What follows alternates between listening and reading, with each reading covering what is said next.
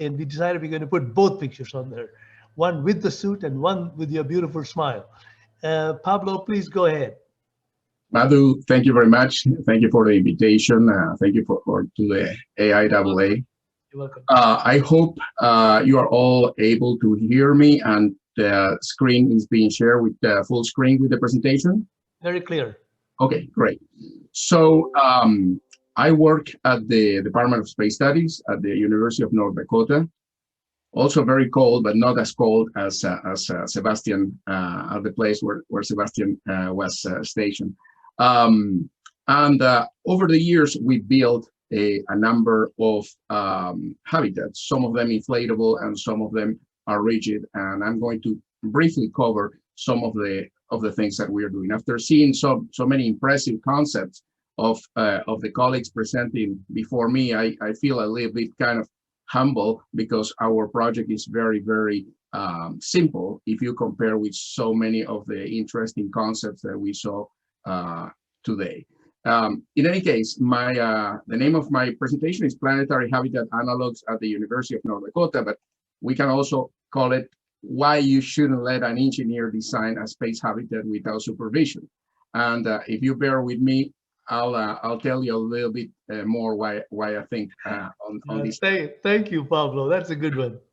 So as Madhu said, my area of expertise and mainly what we do in the lab is spacesuits. We specialize in planetary spacesuits through different NASA research projects, NASA grants, as opposed to microgravity suits that you'll use, for example, in the International Space Stations. These are suits that are specifically developed to have a higher lower torso mobility, so you can actually walk, something that you don't need to do in microgravity. So what we try to research is on the kinematics and the reduced gravity gradients. So that's mainly what we do, and we have been doing through the years a number of prototype spacesuits, some of them more designed for the Mars environment and some others for the lunar environment. And you know, the differences are dust composition, gravity, and a number of other thermal issues that pertain to the lack of atmosphere on the moon versus the lower atmosphere that we have on Mars. So again, this was our area of expertise, and you'll say, what these have to do with habitats. If you think about a spacesuit, and I think it was mentioned before by Phil, the materials of a spacesuit and the materials of an inflatable habitat are very, very similar. So what we did was, in one of the designs of one of our suits, the NDX-2, which is a rear entry suit similar to the Russian Orlans, or the new XEMU that will be used in Artemis, is that they have a rear entry system with what is called a suit port. And I saw that before was mentioned, my friend Mark Cohen, who actually he was the designer and the inventor of the concept of the suit port. This door that is positioned outside of this in the back of the spacesuit, and through a mechanical seal, you can leave the spacecraft or the habitat without introducing dust into the living quarters. So some years ago, we developed a prototype of a spacesuit. And while I was looking at the arm of the NDX-2, I said, well, you know, if we kind of scale up this arm, which is basically a flexible structure, we can build a habitat. So we sent a proposal to NASA, which was called Integrated Strategies for a Human Exploration of the Moon and Mars, that basically had the idea to test three concepts: the spacesuit connected to the pressurized rover, and the pressurized rover connected to the habitat. And then you can disconnect all these three different components and connect them back again. So again, we'll keep the dust outside of the habitat, or that was the idea. So we got the grant, and the initial concept was this one, was airtight membrane, the bladder, which hypothetically we're going to pressurize enough so the astronauts could be in a pressurized environment, and then they can build the structure with metal or composite elements, and build a floor, the walls, etc., to later put all the equipment inside. So that was the original idea that we had at that time. And also this module was going to be connected through a tunnel that will connect mechanically to the rover, and then disconnect, just like in the airplanes that you remove the gate in order for the airplane to go. So something along those lines. So we started building it. It was work of a couple of years. First the structure, then the covering of the walls, ceiling, all the internal accommodations for the habitat. Again, remember, we have to also design the mechanical driving system to connect with the rover. Inside, it was very, very simple, just a science area for sleeping quarters, very cramped ones, a hygiene area, which is kind of a technical name for the bathroom, a small kitchen, and a meeting area / dining area. So that was our original module. You can see here from a top view of how it was going to be. And here you can see during the first mission that we did, just in one side of the university, to see how everything worked. Once we put the bladder, the membrane on the habitat, plus the pressurized rover, plus the pressurized spacesuits. You can see here a side of the rover where you can see the two suits that are connected. I'll show you in another picture how the suits were attached to this suit port system, where releasing a lever, you can detach the suit from the rover, and then you have to walk back and connect back again, which is a maneuver that is kind of difficult to do. And then we started doing a number of analog missions just to test a number of different systems in the habitat, but also to test the spacesuits, to perform different EVAs with different experiments, etc. Now, the inside, it doesn't look like 2001 Space Odyssey or anything like that. It's a very, very, I can say, simple Spartan interior of we're looking at this picture from the kind of the science area, and that day was specifically, everything was very disorganized inside, because there was the beginning of the mission when the crew members are setting everything ready and getting the experiments, getting the food, etc., in the proper places. So, but as you can see inside, it doesn't look anything like some of the concepts that we saw earlier today. This is a very kind of utilitarian, and you can tell that this was, built by an engineer, certainly. So these are just some pictures of living in the habitat. We did missions of up to 30 days so far. You can see, for example, here, this is the tunnel that connects with the rover. So you can, you crawl from the habitat to the rover, you pass through, and then through a remote control system, you detach the gate, we can call it, so you can drive around with the rover, do your extravehicular activity, get back again, drive again to the habitat, and have it connected again. The sleeping quarters are also very, very small, just a tiny bed, and that's pretty much it. But they have a shower, they have a proper kitchen, utensils, etc., etc. So, not happy with the first habitat, we sent another proposal to NASA to build an upgrade of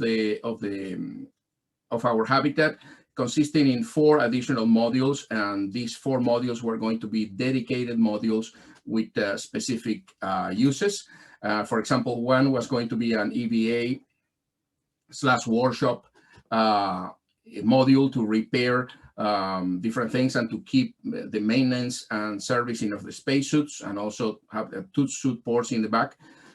In addition to the other 2 spacesuits that remain outside of the habitat in the rover, an exercise and human performance module, biology and geology lab, and a plant production module. So let me just show you some of the characteristics of all these different modules here. They are all interconnected by a connecting tunnel. So you can go from the without the need of a spacesuit from the living quarters to any of the other 4 modules.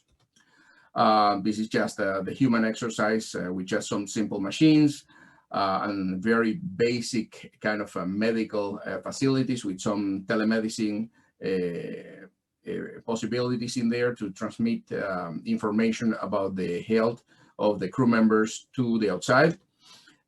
This is the EVA and Maintenance Module, again, as I mentioned before, with 2 spacesuits mounted in the back and some space for repairs and maintenance.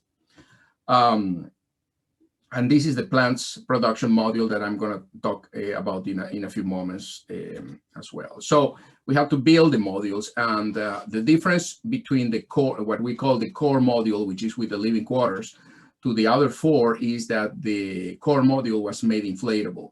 But here in North Dakota, we have the problem that it's not called North Dakota for nothing. We have very high winds and also temperatures in the winter that goes beyond -50. So the inflatable materials suffer a lot being outside, being constantly battled by the winds, and the habitat was kept in place by full air pressure. So we decided to do the 4 additional modules rigid, so they are made out of aluminum. You can see here some pictures of when we are moving them into the terrain, which in the middle of the summer doesn't look much like Mars, but regardless. Here we are doing the assembly of, for example, these are the trays and the electrical system for the lights for the plant production module. Here you can see some of the different pictures doing some of the analog missions here with some snow, etc. So we have been performing so far 8 analog missions with between 3 and 4 crew members each. We run experiments for different NASA centers so far and universities as well, and some theses for our students as well. So we keep them pretty busy during the time that we do missions during the year. You can see here, for example, in the plant production module, we have some robotic systems to tender the plants, and this was done through an agreement with the University of Hawaii that they developed a 3D printed robotic system that we are using here for hydroponics. So right now we are in every mission with 1% of the food, and again it's a small percent because this was I think presented before by prior speakers, the amount of food that you can supplement the other food that the astronauts will be consuming during the mission. But we have been doing not just hydroponics, but also through a technique that is called vermiculture, using worms to fertilize analog Mars regolith. We have been able to turn a simulant regolith into a fertile place for the plants to grow. So that's one of the other things that we have been doing here, and has been very interesting. We also work with Ray Wheeler as our kind of mentor and great plant genius, giving us great ideas and telling us exactly what kind of lights do we need, etc., etc. So his help has been really great. What we do there, we grow edible plants only that the crews are able to enjoy, some of them anyways, during the missions. Again, at this point, the percent is very small, so we are carrying with us most of the food during the analog missions, but hopefully in the future we'll be able to increase this number. And we have been also doing some experiments with mushrooms and some other things. So normally we start the plant growth several weeks before the beginning of a mission. So by the time that the crew gets in, because they can't go out other than in spacesuits, they can enjoy the plants in the first few days after they are in the habitat. right? So again, we're testing the two systems, the hydroponically growth versus traditional one, and versus Mars regolith enriched with vermiculture. So these are some pictures of the microbiology and geology module that we are able to perform analysis on the plants. We can also be working with the planetary protection people at JPL to test how some of the microbes grow in the habitat, and what kind of issues that can bring in the future to the potential crews. And of course, we do a lot of EVAs. Practically every 2 days, the crew members have to leave on simulated EVAs. That again, the landscape is not very convincing, but we're doing the tasks regardless. We also perform a lot of behavioral studies through another university. They develop a portable electroencephalograph that we use inside the spacesuit, so we are able to capture readings of the crew members while they are using the spacesuit, and they are doing very, very interesting studies on that: sleep behavior in isolation, exercise, artificial light as well, and virtual reality training.